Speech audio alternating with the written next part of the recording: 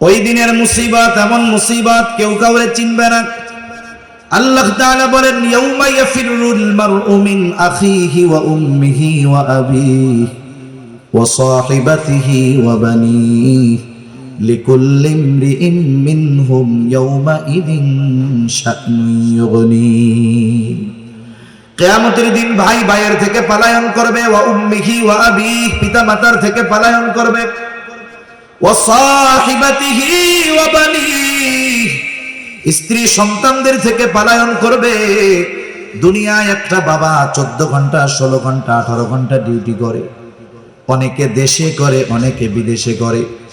সারাদিন পরিশ্রমের পর এই লোকটা যখন বাসায় ফিরে মা বাবার চেহারা দেখে, স্ত্রী সন্তানের চেহারা দেখার সাথে সাথে তার 16 ঘন্টা 18 ঘন্টার কষ্ট দূর হয়ে যায়। প্রবাসে যারা থাকে কত পরিশ্রম কষ্টের পরে বাসায় ফিরে মোবাইলে ফোন দেয়, এই সন্তানের চেহারাটা দেখতে যায়, একটু কথা বলে, মোবাইলে চেহারা দেখে সারাদিনের কষ্ট তার দূর হয়ে যায়। তার মানে দুনিয়ার কষ্ট দূর করার জন্য মানুষ স্ত্রীর চেহারা দেখে, সন্তানের চেহারা দেখে, মা বাবার সাথে কথা বলে, মা বাবার চেহারা দেখে। কিন্তু কিয়ামতের দিন ওই মুসিবত এমন মুসিবত, যেই দিন সন্তানের চেহারা দেখলে চিন্তা দূর হবে না, মা বাবার চেহারা দেখলে চিন্তা দূর হবে না, বরং ওই দিন মানুষেরা স্ত্রী সন্তানদের চেহারা দেখাটাকে আরো বড় মুসিবতের কারণ মনে করবে। এই জন্য একজন একজনের থেকে পালাতে থাকবে। সেই দিন সবাই নিজ চিন্তায় বিভোর থাকবে, চিন্তিত থাকবে সবাই। আমার আপনার নবীজিও চিন্তিত থাকবে, তবে সবাই চিন্তিত থাকবে নিজের জন্য, নবীজি চিন্তিত থাকবেন উম্মতের জন্য। কেমন চিন্তিত থাকবেন? একটা মানুষ যদি পেরেশানিতে থাকে, চিন্তায় থাকে, যত আরামের বিছানা দেওয়া হোক না কেন, শীতাতপ নিয়ন্ত্রিত ব্যবস্থা থাকুক না কেন, সে বিছানায় যখন শুয়ে পড়ে ঘুমের ট্যাবলেট খাইলেও তার ঘুম আসে না। পায়চারি করে, বাহিরে যায়, ছাদে যায়, হাঁটাহাঁটি করে, এক জায়গায় সে স্থির থাকতে পারে না। নবীজি কিয়ামতের দিন উম্মতের চিন্তায় এক জায়গায় থাকবেন না। নবীজি একবার চলে যাবেন হাউজে কাউসারের কাছে, না জানি তার কোন উম্মত পানি পানে মাহরুম হয়ে যায়। আর একবার চলে যাবেন মিজানের কাছে, না জানি তার কোন উম্মত ওজনে ধরা পড়ে যায়। আবার চলে যাবেন জাহান্নামের কাছে, না জানি কোন উম্মতকে জাহান্নামে দিয়ে দেওয়া হয়। আর একবার চলে যাবেন পুলসিরাতের কাছে, না জানি কোন উম্মত পুল পাড়ি দিতে ব্যর্থ হয়ে যায়। আবার উম্মতের জন্য সুপারিশ দরকার, আল্লাহ তাআলার কাছে চলে যাবেন সুপারিশ করার জন্য। সব নবী জান্নাত অভিমুখে রওনা হয়ে যাবে, জান্নাতের দোরগোড়ায় পৌঁছিয়ে যাবে, কিন্তু জান্নাতের দরজা বন্ধ। বলে খোলো না কেন? বলে যিনি আসলে খোলা হবে তিনি আসেন নাই। কোথায় তিনি? হাসরের ময়দানে। কি করতেছেন? উম্মতের চিন্তায় বিভোর। বলে নবী ততক্ষণ পর্যন্ত জান্নাত অভিমুখে রওনা হবে না, যতক্ষণ না তার ওই উম্মত, যার অন্তরে যাররা পরিমাণ হলেও ঈমান ছিল, তার ব্যাপারে যতক্ষণ আল্লাহ তাআলার পক্ষ থেকে জান্নাতের নিশ্চয়তা না আসবে, ততক্ষণ পর্যন্ত আমার আপনার নবী নিজে জান্নাত অভিমুখে রওনা হবে না। ওয়া ইলা আদিন আখাহুম হুদা।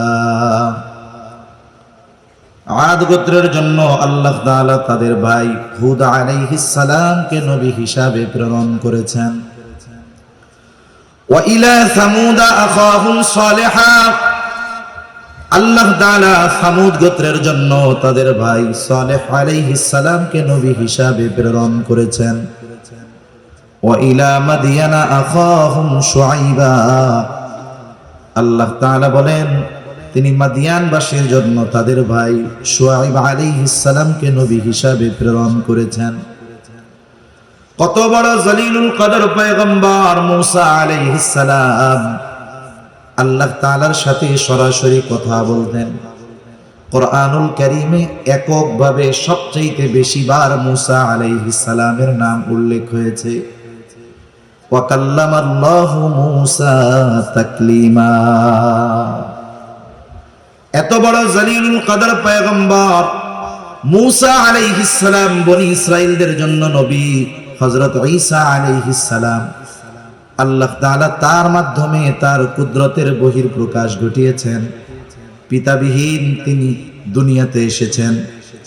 আল্লাহ তাআলা এমন কুদরত তার মাধ্যমে বহির প্রকাশ করিয়েছেন। শুধু তাই না, যখন ঈসা আলাইহিস সালাতু ওয়াস সালাম মাতৃকোলে ছিলেন, দুগ্ধপোষ্য শিশু, যে কথা বলতে পারে না, কিছু বোঝে না, ওই অবস্থায় মূসা আলাইহিস সালামের জবান থেকে কথা বের করেছেন কে?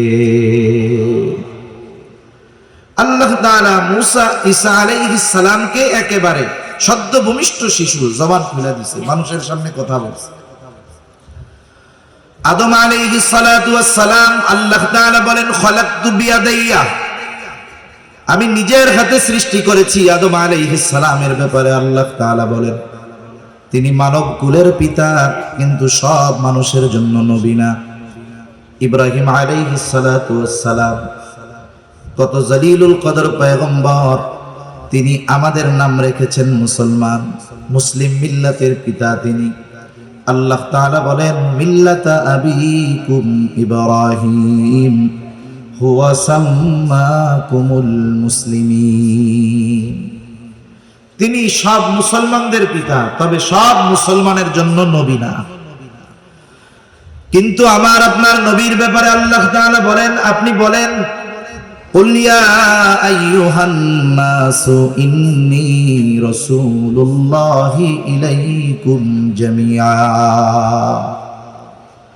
আপনি বলেন আমি তোমাদের সকলের জন্য আল্লাহ তাআলার পক্ষ থেকে প্রেরিত রাসূল, প্রেরিত হয়েছি।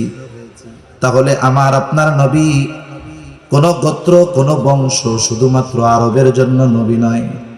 আল্লাহ তাআলা জানিয়ে দেন আমার আপনার নবী হলেন সকলের জন্য নবী।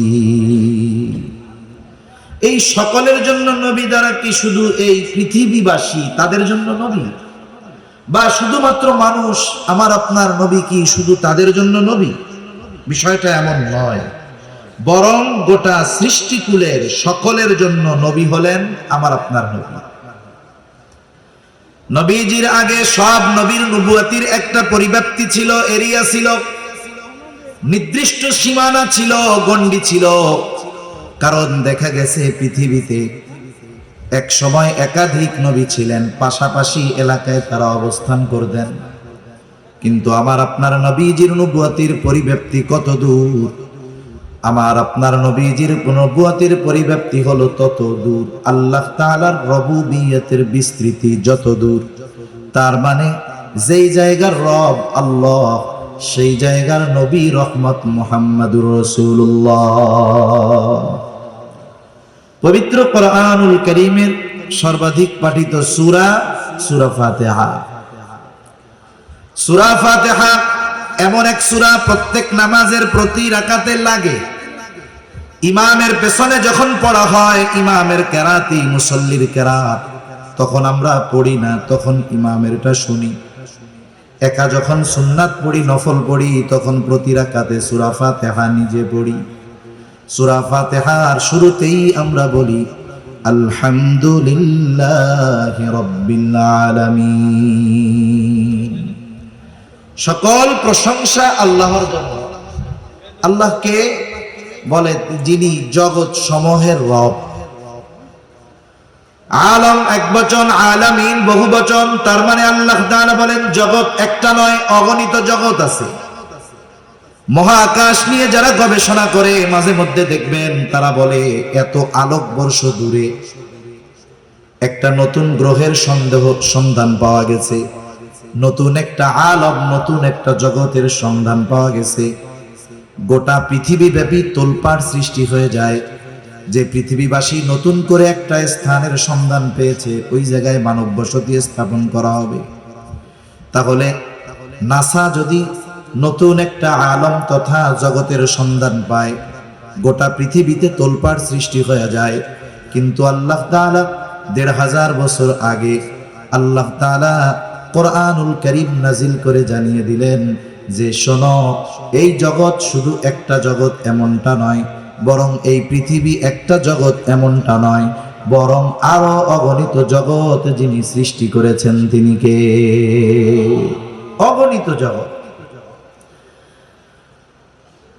যেই আল্লাহ জগৎ সমূহের রব, সেই আল্লাহ কোরআনুল কারীমের মধ্যে ঘোষণা দেন, ওয়ামা আরসালনাকা ইল্লা রাহমাতাল লিল আলামিন।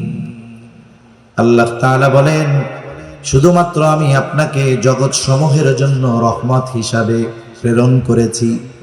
তার মানে যত জগৎ আছে সব জগতের রব প্রতিপালক আল্লাহ, আর যত জগৎ আছে সব জগতের জন্য রহমত হলেন মুহাম্মাদুর রাসূলুল্লাহ। গোটা সৃষ্টি জগতের মধ্যে শুধু এই পৃথিবী না, পৃথিবী তো মহাকাশের নিচে। পৃথিবীর অবস্থানটা কেমনে ব্যাখ্যা করা যায়? মহাকাশের নিচে পৃথিবীর অবস্থানটা হলো সমুদ্রের মধ্যে এক ফোঁটা পানির যেমন অবস্থান, মহাসমুদ্রের মধ্যে এক ফোঁটা পানি যেমন, প্রথম আসমানের নিচে পৃথিবীর অবস্থান তেমন। তার মানে এটা গোনার মধ্যেই কিছু নেই। এত সুবিশাল আল্লাহ তাআলা এই প্রথম আসমানকে আল্লাহ তাআলা সৃষ্টি করেছেন, আর এর নিচে সব গ্রহগুলো। এরকম তো একটা না, আরো 6টা আছে। তাহলে এইরকম যত জগৎ আছে সব জগতের মধ্যে কোন একটা ইঞ্চি জায়গা নাই যে যেই জায়গার রব আল্লাহ তাআলা নয়। এরকম কোন জায়গা আছে নাকি? দ্বিতীয় আসমানের নিচে আছে নাকি 2-1 ইঞ্চি জায়গা যে জায়গার রব আল্লাহ তাআলা নয়? আছে এরকম? কোথাও নেই। যেমন গোটা সৃষ্টি জগতের মধ্যে 1 ইঞ্চি জায়গাও নাই যেই জায়গার রব আল্লাহ তাআলা নয়, অনুরূপভাবে গোটা সৃষ্টি জগতের মধ্যে 1 ইঞ্চি জায়গাও নাই যেই জায়গার রহমত আমার আপনার নবী নয়। তিনি সকলের জন্য নবী, তিনি সব সৃষ্টির জন্য তিনি রহমত, শুধুমাত্র মুমিনদের জন্য নয়, বরং তিনি রাহমাতুল লিল আলামিন হওয়ার কারণে পৃথিবীর সকল সৃষ্টি, এমনকি যারা অন্তরের মধ্যে ইসলামের ব্যাপারে সর্বোচ্চ বিদ্বেষ লালন করে, তাদের কর্ম কথার মাধ্যমে ইসলামের বিরোধিতা করে, এমনকি যারা স্বয়ং নবীজির উপস্থিতিতে নবীজির উপরে জুলুম করেছে, আমার আপনার নবীজিকে বারবার হত্যার অপচেষ্টা করেছে, এই মানুষগুলো আমার আপনার নবীজি রহমত হওয়ার সুবিধা ভোগ করেছে। গোটা পৃথিবীর কাফেররা নবীজি রাহমাতুল লিল আলামিন হওয়ার সুবিধা ভোগ করতেছে, কিয়ামত পর্যন্ত করবে। নবীর কারণেই তো আল্লাহ তাআলা যারা ইসলাম বিদ্বেষী কাফের, এদেরকে সমূলে ধ্বংস করে দিবেন না, এটা আল্লাহ তাআলার প্রতিশ্রুতি। তা না হলে যেই পরিমাণ পাপাচার অনাচার, নবীজি যদি আল্লাহ তাআলার কাছে এই ফরিয়াদ না করতেন, তাহলে দেখা যাইত অতীতের অনেক উম্মতের মতো এই উম্মতেরও কিছু মানুষের উপরে এমন আযাব আসতো যে তারা সমূলে নির্মূল হয়ে যাইত। এজন্য আমার আপনার নবীর কারণে সমূলে নির্মূল করে দেওয়া হয় না। শুধু তাই না, আবু জেহেল, উতবা, শাইবা এরাও নবীজির কারণে বাইচা গেছে। আবু জেহেল একদিন নবীজির সামনে এসে নবীজিকে শুনিয়ে শুনিয়ে বলতেছে আল্লাহ, নবীজিকে শোনায়া আল্লাহ তাআলার কাছে দোয়া করে বলে, আল্লাহ সত্যই যদি আপনি এই কোরআন নাজিল করে থাকেন, তার মানে সত্যই যদি এই কোরআন আপনি মুহাম্মাদের উপরে নাজিল করে থাকেন, তাহলে আমাদেরকে পাথর বর্ষণ করেন অথবা যন্ত্রণাদায়ক শাস্তি দেন। আবু জেহেল নবীজিকে শুনিয়ে শুনিয়ে আযাব কামনার দোয়া করে কার কাছে? আল্লাহ তাআলার কাছে। বলেন তো, আল্লাহ তাআলার কাছে কোনো বান্দার যদি কিছু চাইতে মন চায়, আল্লাহ তাআলা মনে হয় মুখ দিয়া জোরে উচ্চারণ না করলে শুনতে পারে না, এমন নাকি? বরং কথা মুখে আনা লাগে না, হৃদয়ে যদি থাকে কোনো কথা, দুনিয়ার কেউ না জানলেও জানেন কে? আল্লাহ তাআলা জানেন। তাহলে ওর যদি আযাব গজব মনেই চায় যে আসুক আমার উপরে, তাইলে নবীজিকে শুনিয়ে শুনিয়ে বলার দরকার কি? গভীর রাতে উঠে আল্লাহ তাআলার কাছে বললেই তো হইল। 1 নাম্বার বলার কারণ হলো যে আসলে এই কথার দ্বারা নবীজিকে একটু খোসা দিতে চায়, কষ্ট দিতে চায় কথার মাধ্যমে। 2 নাম্বার বিষয় হলো যে মক্কার মুশরিকেরা আল্লাহ তাআলার কাছে কেন চায়, দোয়া করে, ওরা তো ওদের দেবদেবীদের কাছে গিয়া বলবে। বাস্তবতা হলো মক্কার মুশরিকেরা যদিও আল্লাহ তাআলার সাথে শিরিক করত, তবেও তারা আল্লাহ তাআলার অস্তিত্বে অবিশ্বাসী ছিল না, বরং স্রষ্টা হিসাবে তারা আল্লাহ তাআলাকে বিশ্বাস করত। এ কথা আমার নয়, বরং কোরআনুল কারীমের মধ্যে আল্লাহ তাআলা বলেন, ওয়ালাইন সাআলতাহুম মান খালাকাস সামাওয়াতি ওয়াল আরদ লায়াকুলুন্নাল্লাহ। আল্লাহ তাআলা বলেন, আপনি যদি তাদের কাছে জানতে চান, তাদেরকে যদি জিজ্ঞাসা করেন, মান খালাকাস সামাওয়াতি ওয়াল আরদ, আসমান এবং জমিনের স্রষ্টাকে, এই প্রশ্ন যদি আপনি তাদের কাছে করেন, ওরা ওদের দেবদেবীদের কথা বলবে না। জবাব কি দিবে? আল্লাহ তাআলা দুইটা তাকিদ দিয়ে তাদের জবাব বলেন। আল্লাহ তাআলা বলেন, লায়াকুলুন্নাল্লাহ, আপনার এই প্রশ্নের জবাবে অবশ্যই অবশ্যই তারা বলবে আসমান এবং জমিনের স্রষ্টা হলেন আল্লাহ।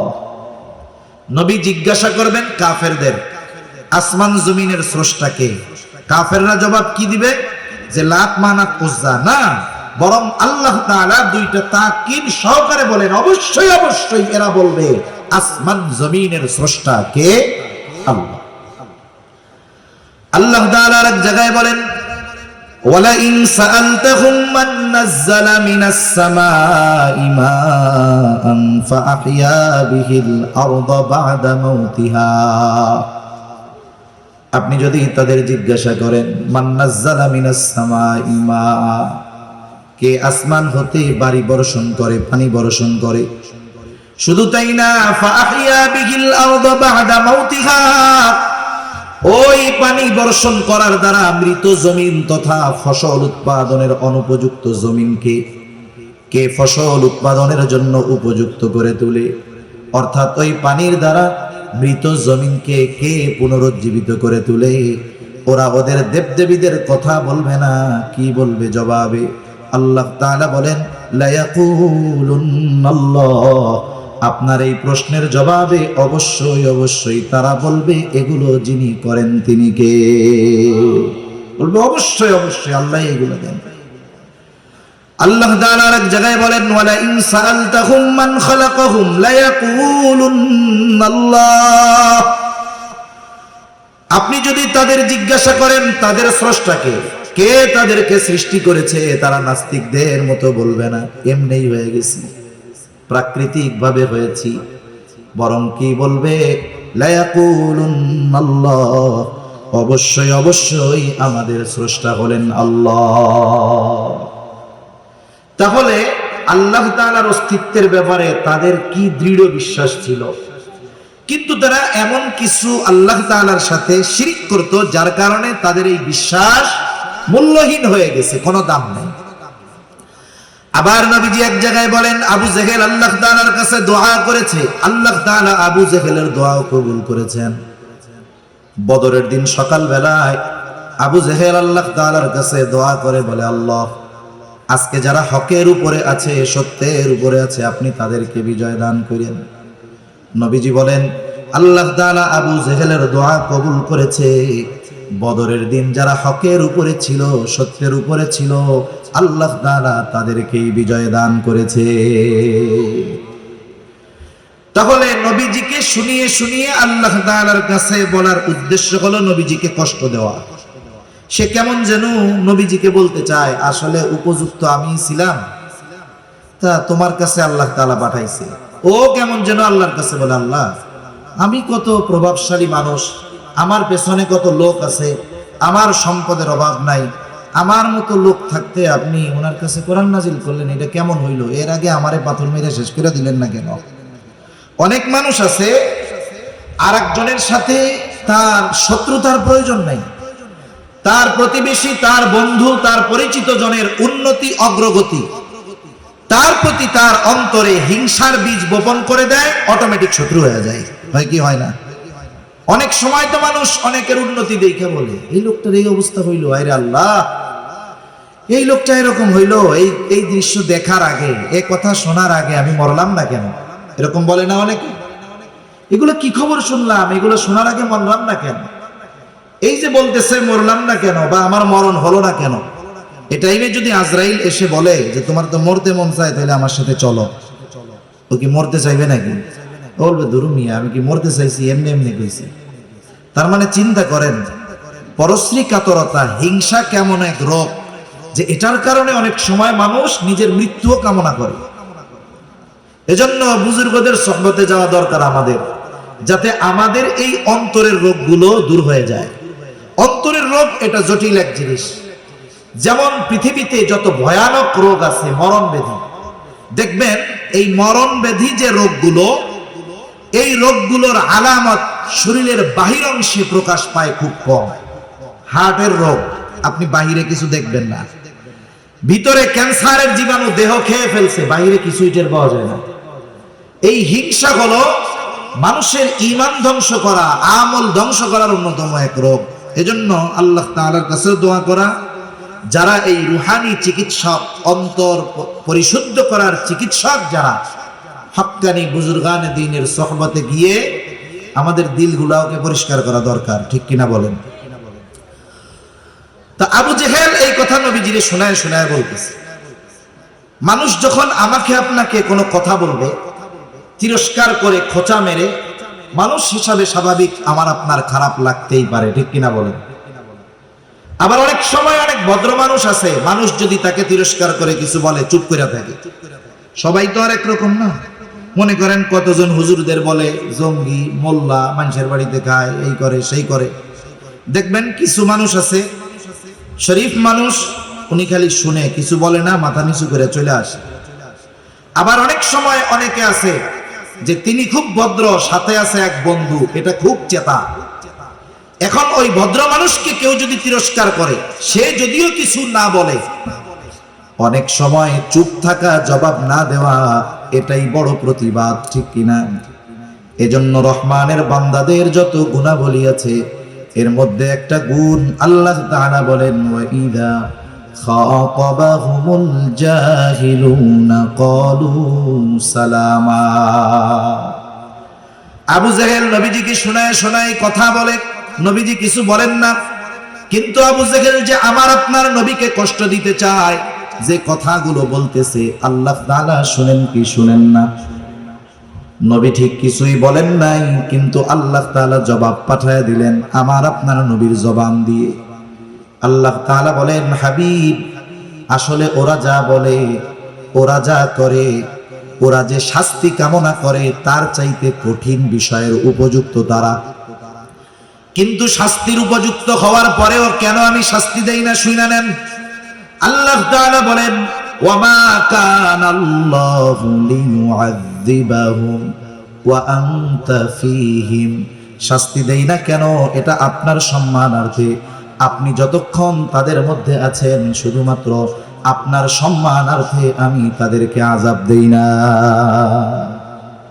তাহলে আবু জেহেল, উতবা, সাইবা সহ এরা শাস্তির উপযুক্ত, শাস্তির উপযুক্ত, শাস্তি পাওয়ার মতো কথা, কাজ সবকিছু করার পরেও আল্লাহ তাআলা আযাব কেন দেন নাই?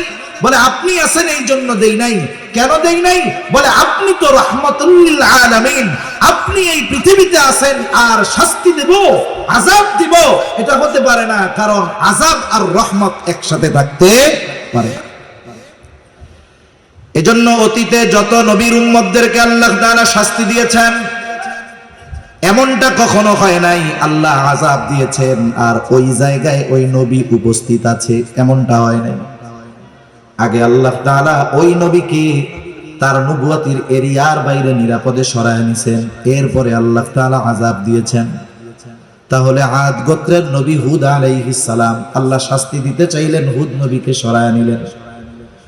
ইউনূস আলাইহিস সালাম যেই জায়গার নবী সরায় নিলেন, শুআইব আলাইহিস সালামকে সরায় নিলেন, সালেহ আলাইহিস সালামকে সরায় নিলেন। উনি ওনার নবুয়তির এরিয়ার বাইরে চলে গেল। বলেন তো আমার আপনার নবীকে কোথায় সরায় নিবে?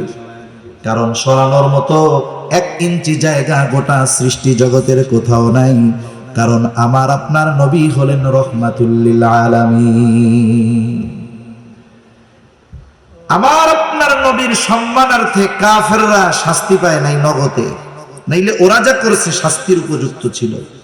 তাহলে যে কথা থেকে গেলাম, নবীজি রাহমাতুল লিল আলামিন হওয়ার এই সুবিধা শুধু মুমিনরা ভোগ করে তা নয়, কাফেররাও ভোগ করতেছে, ঠিক কিনা বলেন? আবার দেখেন এই উম্মতের জন্য নবীজির কেমন দয়া, আল্লাহ তাআলা তার অন্তরটাকে কত নরম বানায় দিয়েছে, অন্তরের মধ্যে কত রহমত কত দয়া ভরপুর করে দিয়েছে।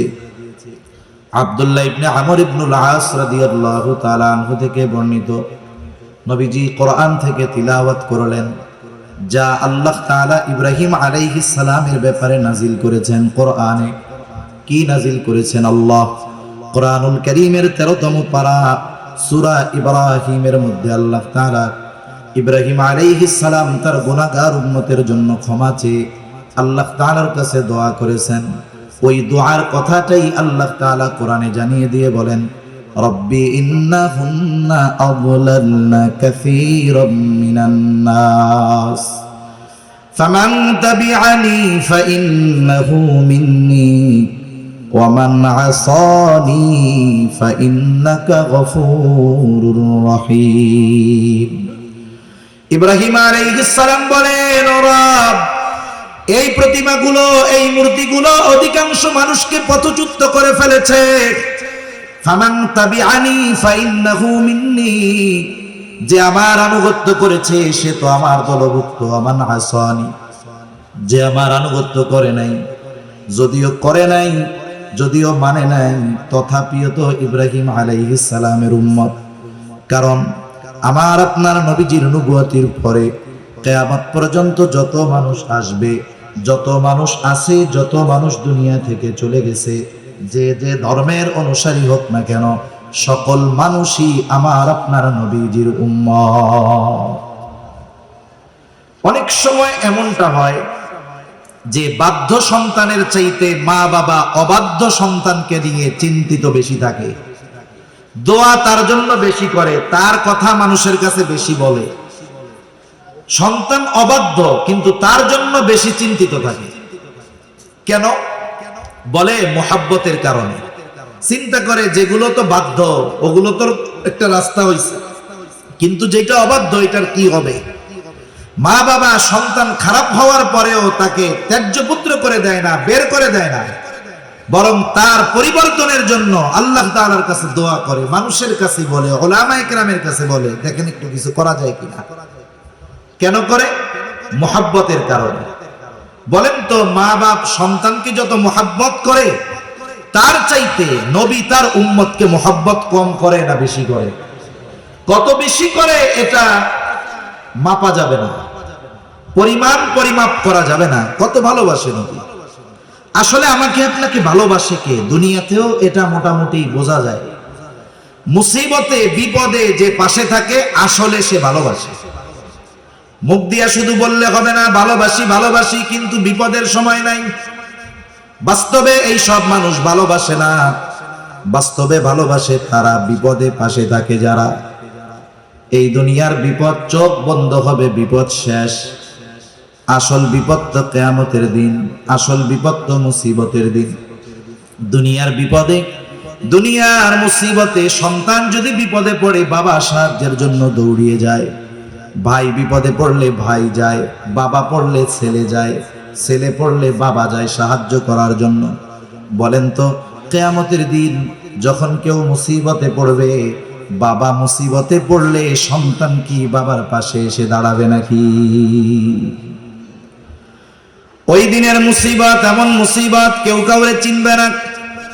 আল্লাহ তাআলা বলেন, ইয়াউমা ইয়াফিরুল মারউ মিন আখিহি ওয়া উম্মিহি ওয়া আবিহি ওয়া সাহিবাতিহি ওয়া বানিহি লিকুল্লি ইমরিইন মিনহুম ইয়াউমা ইযিন শা'নুন ইউগনি। কিয়ামতের দিন ভাই ভাইয়ের থেকে পলায়ন করবে, ওয়া উম্মিহি ওয়া আবিহি, পিতা মাতার থেকে পলায়ন করবে, ওয়া সাহিবাতিহি ওয়া বানিহি, স্ত্রী সন্তানদের থেকে পলায়ন করবে। দুনিয়ায় একটা বাবা 14 ঘন্টা 16 ঘন্টা 18 ঘন্টা ডিউটি করে, অনেকে দেশে করে অনেকে বিদেশে করে। সারাদিন পরিশ্রমের পর এই লোকটা যখন বাসায় ফিরে, মা বাবার চেহারা দেখে, স্ত্রী সন্তানের চেহারা দেখার সাথে সাথে তার 16 ঘন্টা 18 ঘন্টার কষ্ট দূর হয়ে যায়। প্রবাসে যারা থাকে কত পরিশ্রম কষ্টের পরে বাসায় ফিরে মোবাইলে ফোন দেয়, এই সন্তানের চেহারাটা দেখতে যায়, একটু কথা বলে, মোবাইলে চেহারা দেখে সারাদিনের কষ্ট তার দূর হয়ে যায়। তার মানে দুনিয়ার কষ্ট দূর করার জন্য মানুষ স্ত্রীর চেহারা দেখে, সন্তানের চেহারা দেখে, মা বাবার সাথে কথা বলে, মা বাবার চেহারা দেখে। কিন্তু কিয়ামতের দিন ওই মুসিবত, এমন মুসিবত যেই দিন সন্তানের চেহারা দেখলে চিন্তা দূর হবে না, মা বাবার চেহারা দেখলে চিন্তা দূর হবে না, বরং ওই দিন মানুষেরা স্ত্রী সন্তানদের চেহারা দেখাটাকে আরো বড় মুসিবতের কারণ মনে করবে। এই জন্য একজন একজনের থেকে পালাতে থাকবে। সেই দিন সবাই নিজ চিন্তায় বিভোর থাকবে, চিন্তিত থাকবে সবাই। আমার আপনার নবীজিও চিন্তিত থাকবে, তবে সবাই চিন্তিত থাকবে নিজের জন্য, নবীজি চিন্তিত থাকবেন উম্মতের জন্য। কেমন চিন্তিত থাকবেন? একটা মানুষ যদি পেরেশানিতে থাকে, চিন্তায় থাকে, যত আরামের বিছানা দেওয়া হোক না কেন, শীতাতপ নিয়ন্ত্রিত ব্যবস্থা থাকুক না কেন, সে বিছানায় যখন শুয়ে পড়ে ঘুমের ট্যাবলেট খাইলেও তার ঘুম আসে না। পায়চারি করে, বাহিরে যায়, ছাদে যায়, হাঁটাহাঁটি করে, এক জায়গায় সে স্থির থাকতে পারে না। নবীজি কিয়ামতের দিন উম্মতের চিন্তায় এক জায়গায় থাকবেন না। নবীজি একবার চলে যাবেন হাউজে কাউসারের কাছে, না জানি তার কোনো উম্মত পানি পানে মাহরুম হয়ে যায়। আর একবার চলে যাবেন মিজানের কাছে, না জানি তার কোনো উম্মত ওজনে ধরা পড়ে যায়। আবার চলে যাবেন জাহান্নামের কাছে, না জানি কোনো উম্মতকে জাহান্নামে দিয়ে দেওয়া হয়। আর একবার চলে যাবেন পুলসিরাতের কাছে, না জানি কোনো উম্মত পুল পাড়ি দিতে ব্যর্থ হয়ে যায়। আবার উম্মতের জন্য সুপারিশ দরকার, আল্লাহ তাআলার কাছে চলে যাবেন সুপারিশ করার জন্য। সব নবী জান্নাত অভিমুখে রওনা হয়ে যাবে, জান্নাতের দোরগোড়ায় পৌঁছিয়ে যাবে, কিন্তু জান্নাতের দরজা বন্ধ। বলে খোলো না কেন? বলে যিনি আসলে খোলা হবে তিনি আসেন নাই। কোথায় তিনি? হাসরের ময়দানে। কি করতেছেন? উম্মতের চিন্তায় বিভোর। বলে নবী ততক্ষণ পর্যন্ত জান্নাত অভিমুখে রওনা হবে না, যতক্ষণ না তার ওই উম্মত, যার অন্তরে যাররা পরিমাণ হলেও ঈমান ছিল, তার ব্যাপারে যতক্ষণ আল্লাহ তাআলার পক্ষ থেকে জান্নাতের নিশ্চয়তা না আসবে, ততক্ষণ পর্যন্ত আমার আপনার নবী নিজে জান্নাত অভিমুখে রওনা হবে না। তাহলে বাস্তবতা হলো, মা বাবা কতটুকু ভালোবাসে তার চাইতে বেশি ভালো আমার আপনার নবী আমাকে আপনাকে বাসে। ইব্রাহিম আলাইহিস সালাম তার উম্মতকে ভালোবাসে। এই জন্য আল্লাহ তাআলার কাছে কেমন যেন বলতে চায়, ও রব, যারা আমার আনুগত্য করে নাই তারাও তো আমার উম্মত, ফা ইন্নাকা গফুরুর রহিম। কেমন যেন বলতে চায়, আপনি তো গফুর, আপনি তো রহিম, আপনি চাইলে আমার এই গুনাহগার উম্মত গুলাকেও মাফ করে দিতে পারে।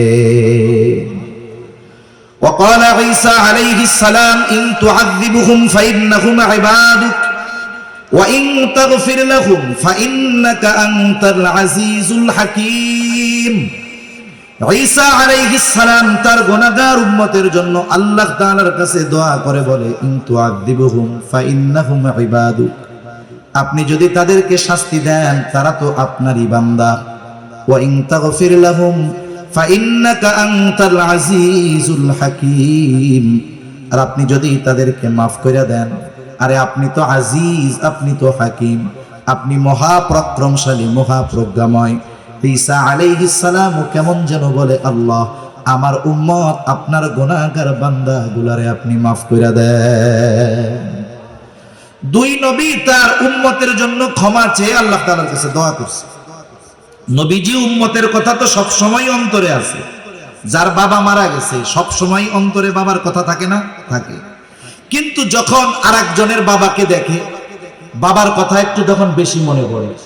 নবীজি সব সময় উম্মতের চিন্তা করেন, কিন্তু দুই নবী যখন উম্মতের ব্যাপারে দোয়া করছে উম্মতের কথা একটু বেশি মনে পড়ে গেছে। এবার নবীজি কি করলেন? ফারাফা ইয়াদাইহি ওয়া ক্বালা আল্লাহুম্মা উম্মতি উম্মতি ওয়া বাকা। নবীজি দুই হাত উঁচু করলেন, দুই হাত উঁচু করে বলতেছেন আল্লাহুম্মা উম্মতি, আল্লাহুম্মা উম্মতি, আয় আল্লাহ আমার উম্মত, আমার উম্মত। আর দুই চোখ দিয়ে অঝরে পানি ঝরে পড়তেছে। নবীজি কান্না করেন আর এটা বলতেছেন আমার উম্মত, আমার উম্মত। আল্লাহ তাআলা জিবরাইল আলাইহিস সালামকে বলে, জিবরাইল যাও মুহাম্মাদের কান্নার কারণ জিজ্ঞাসা করো। জিবরাইল আলাইহিস সালাম চলে এসেছে, এসে জিজ্ঞাসা করে আপনার কান্নার কারণ কি? যদিও আপনার কান্নার কারণ আপনার মালিক জানে, এরপরেও তিনি শুনতে চায়। আরে আল্লাহ জানার পরে কেন শুনতে চায়? মাঝে মধ্যে আমি বলি, বৃহস্পতিবার বিকাল বেলায় মক্তবের বা হিফজখানার ছোট একটা বাচ্চা ওস্তাদের কাছে গেছে আসরের পরে, ওস্তাদের পাশে বসে শুধু কান্না করে, কিছু বলে না। ছোট বাচ্চা, বলেন তো বৃহস্পতিবারে কোনো মক্তবের বা হিফজখানার ছোট বাচ্চা যদি হুজুরের পাশে বসে কান্না করে, কি জন্য কান্না করে ওস্তাদকে বলার দরকার আছে নাকি? বলেন তো কেন কান্না করে? ছুটি চায়, বাসায় যেতে চায়, ওস্তাদও বুঝে, জিজ্ঞাসা করে কান্না করো কেন? এবার কান্নার গতি আরো বাইরে যায়।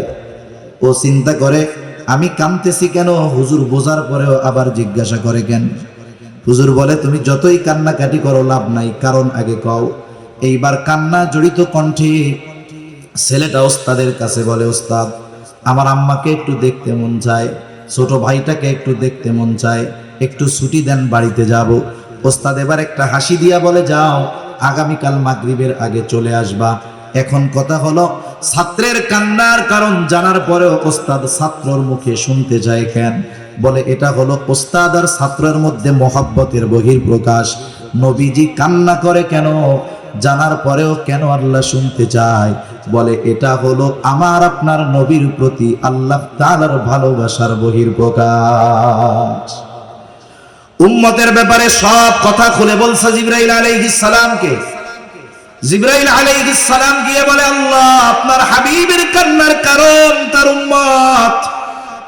আল্লাহ তাআলা বলে, যাও আমার হাবিবকে মুহাম্মদকে গিয়া জানায় দাও, অচিরেই আমি তাকে তার উম্মতের ব্যাপারে সন্তুষ্ট করব, অসন্তুষ্ট করব না। আল্লাহ তাআলা কোরআনুল কারীমের মধ্যে সূরাতুদ দুহার মধ্যে বলেন, ওয়ালা সাউফা ইউতিকা রাব্বুকা ফাতারদা, অচিরেই আপনার রব আপনাকে এমন কিছু দিবেন যে আপনি খুশি হয়ে যাবেন। এই আয়াতের তাফসীরে এই হাদিসটা আসছে। আর এর জবাবে নবী বলেন, আমি ততক্ষণ পর্যন্ত খুশি হব না যতক্ষণ আমার সব উম্মতকে আল্লাহ মাফ করবে না। তাহলে নবীজির প্রতি আমাদের প্রতি নবীজির ভালোবাসা কেমন, এটা বোঝার জন্য দুনিয়ার কোন মানুষের স্বাক্ষর দরকার নাই। আরো অনেক হাদিস উপমা দেওয়া যাবে, অল্প সময়ের মধ্যে শুধু আল্লাহ তাআলার কথাটা বইলা শেষ করে দিই। কারণ দুনিয়ার অনেক মানুষ আছে, হাজার মানুষের বিপরীতে একজনের কথাকে গ্রহণযোগ্য ধরা হয়। হাজার মানুষ একদিকে আর এক ব্যক্তি একদিকে, ঠিক কিনা বলেন? আল্লাহ রাব্বুল আলামিন স্বয়ং নিজে জানিয়ে দেন নবীজির আমাদের প্রতি কত মায়া, কত দয়া, কত মহব্বত, কত ভালোবাসা। আল্লাহ তাআলা সেই কথা কোরআনুল কারীমের মধ্যে বলেন, লাকাদ জাআকুম রাসূলুম মিন আনফুসিকুম আজিজুন আলাইহি মা আনিতুম হারিসুন আলাইকুম বিল মুমিনিনা রাউফুর রহিম। আল্লাহ তাআলা বলেন, তোমাদের মধ্য থেকে তোমাদের জন্য এমন একজন রাসূল এসেছেন। কেমন সেই রাসূল? আল্লাহ তাআলা এক নাম্বার বলেন, আজিজুন আলাইহি মা আনিতুম, তোমাদের জন্য যেটা কষ্টের সেটা তার জন্য কষ্টের। তার মানে তিনি হলেন সমব্যথী। তোমরা যেটাতে কষ্ট পাও তিনিও সেটাতে কষ্ট পায়। এটা আবার কেমন কথা? আমার হাত কেটে গেছে, আমার পা কেটে গেছে, হাত ভেঙে গেছে, কষ্ট তো আমি পাবো, আপনি কেমনে পাবেন? এই যে একজনের কষ্টে আরেকজন যে কষ্ট অনুভব করে, এটার মূল কালেকশন হলো মহব্বত, ভালোবাসা। মনে করেন একজনের ছোট বাচ্চা 2 বছর 3 বছর বয়স, 2 বছরের বাচ্চা গভীর রাত প্রচন্ড জ্বরাক্রান্ত, এতটা জ্বর গা ফেটে যায়, চোখগুলো টলমল করতেছে পানিতে, জ্বরের যন্ত্রণায় কষ্টে ছোট বাচ্চার জবান দিয়ে কষ্টের আওয়াজ বের হচ্ছে। গভীর রাত, দোকানও খোলা নাই, ডাক্তারের কাছে নেওয়ার কোনো উপায় নাই। সন্তানের এত কষ্ট, পাশে বসে আছে তার মা বাবা। যাদের সন্তান আছে অনুধাবন করতে পারবেন, বলেন তো জ্বরাক্রান্ত ওই শিশু বাচ্চা জ্বরের কারণে যত কষ্ট পায়, তার পাশে বসে থাকা সুস্থ মা বাবা সন্তানের চাইতে কষ্ট বেশি পায় না কম পায়? কম না বেশি পায়? যাদের বাচ্চা কাচ্চা নেই এরা তো এটা সহজে বুঝবে না, যাদের আছে এরা বুঝবে। তাহলে কষ্ট কেন পায়? অন্য মা বাবা তো পাবে না, উনরা কেন পায়? বলে সন্তান তো মহব্বতের কারণে, ওর কষ্ট মা বাবার কষ্টের কারণ হয়। যেই মা বাবা সন্তানের কষ্টে কষ্ট পায় মহব্বতের কারণে, বলেন তো সেই উম্মতের কারণে নবী কষ্ট কেন পাবে না? সন্তানকে মা বাবা যত ভালোবাসে, তার চাইতে অগণিত গুণ বেশি ভালো নবী তার উম্মতকে বাসে। আল্লাহ তাআলা সেই জন্য বলেন তিনি হলেন আজিজ, সমব্যথী। 2 নাম্বার, আল্লাহ রাব্বুল আলামিন বলেন হারিসুন আলাইকুম, তিনি তোমাদের জন্য কল্যাণকামী। তবে মুমিনদের জন্য আল্লাহ তাআলা নবীজিকে বিশেষ অনুগ্রহ বলে অভিহিত করেছেন। আর এক জায়গায় আল্লাহ তাআলা বলেন লাকাদ মান্নাল্লাহু আলাল মুমিনিনা ইয বাআসা ফীহিম রাসূলাম মিন আনফুসিহিম, যে আল্লাহ তাআলার বিশেষ অনুগ্রহ মুমিনদের উপর, যে তিনি তাদের মধ্য থেকে তাদের জন্য একজন রাসূল পাঠিয়েছেন। এই জন্য নবী মুমিনদের জন্য স্পেশাল অনুগ্রহ। এ কথাও আল্লাহ তাআলা বলেন এই রাসূল সবার জন্য সমব্যথী, কল্যাণকামী। তবে মুমিনদের জন্য স্পেশাল ভাবে তিনি কেমন? বলে বিল মুমিনিনা রাউফুর রহিম, তিনি মুমিনদের জন্য হলেন অতি সদয় পরম দয়ালু। রাউফুর রহিম হলেন আল্লাহ। রাউফুর রহিম কে? দুনিয়ার কেউ কি রাউফুর রহিম হতে পারে? যদি কেউ বলে আমার পীর সাহেব রাউফ রহিম, তাহলে তুমি বলতে হবে তুমিও বেঈমান, তোমার পীরও বেঈমান, ঠিক কিনা বলেন? রাউফুর রহিম একমাত্র আল্লাহ। ওই রাউফুর রহিম আল্লাহ, অতি সদয় পরম দয়ালু ওই মালিক নবীজির তার মুমিন উম্মতদের প্রতি কেমন দয়া, মায়া, মোহাব্বত, ভালোবাসা, এটা বোঝানোর জন্য স্বয়ং নিজের গুণবাচক শব্দ আমার আপনার নবীজির সাথে আল্লাহ ব্যবহার করেছেন। সুবহানাল্লাহ। এই কথার দ্বারা এতটুকুই বোঝা যায় যে আসলে আমার আপনার নবীর উম্মতের প্রতি কেমন মায়া। শুধু যে মুমিনদের প্রতি নবীজির এই মায়া ছিল তা নয়, গোটা সৃষ্টি জগতের সকল মাখলুকের প্রতি নবীজির মায়া ছিল, দয়া ছিল, ঠিক কিনা বলেন? এজন্যই তো আল্লাহ তাআলা আমার আপনার নবীকে রহমাতুল লিল আলামিন হিসাবে অভিহিত করেছেন। আমাদের প্রতি নবীজির যেই মহব্বত, এই মহব্বত আমাদেরকে অনুধাবন করতে হবে।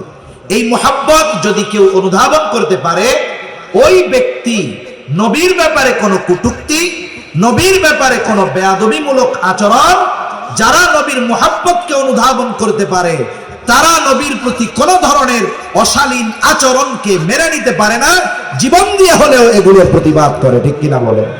আল্লাহ তাআলা আমাদের সকলকে নবীজির আমাদের প্রতি মহব্বতকে অনুধাবন করে আমাদেরকেও আমাদের জীবনের চাইতে নবীজিকে বেশি মহব্বত করার তৌফিক আল্লাহ তাআলা দান করেন। সকলে বলি আমিন।